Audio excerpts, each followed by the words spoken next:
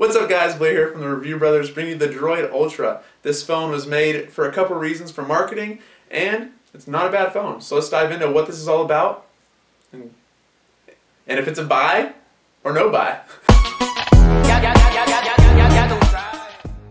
So first off, why I think this phone was made. In the Verizon series you have the Droid Mini, you have the Droid Ultra, and you have the Droid Maxx. And there's a term in marketing called the decoy effect, which is basically made to upsell people. This phone is $199, the Maxx is $299, and the Mini is $99. So why this phone was made? For the people who don't really like the Mini, but then you go to the Maxx, which has twice the battery life, and you're going to have to skip this phone to upsell to spend $100 more on the Maxx. Because if I had to pick between this and the Maxx, $100 is worth the 2-day battery life for me personally. The hardware of this bad boy does differ from the Maxx, and that's because the screen here is actually really slippery in the back. It's made out of plastic, it's not removable. You have your side touch buttons here, which is your volume rocker and your power button.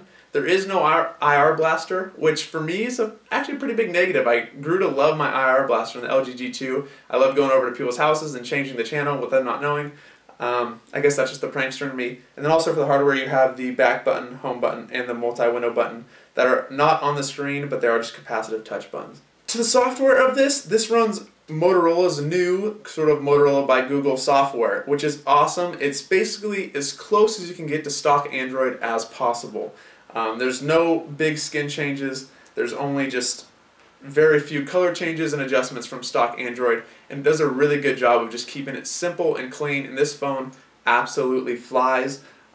Between the battery life of this lasting all day and how fast it is with its Motorola X8 chip, this thing is just absolutely amazing. It's up there with definitely probably the Note 3 or any Snapdragon 800 processor out there, even though this thing spec-wise doesn't hold up to what those are. That just attributes how well they optimize the software to the hardware of this phone.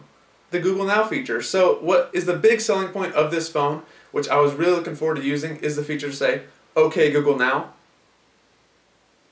remind me to make a video tomorrow."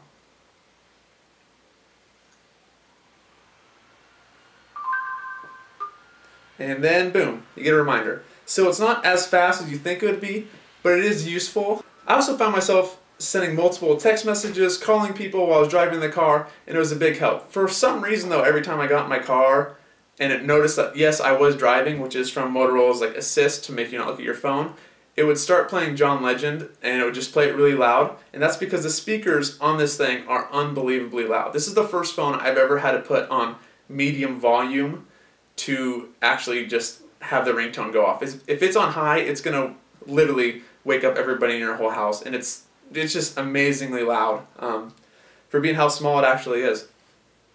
So the positives about this phone are definitely the software, the Moto X chip, the OK Google Now feature.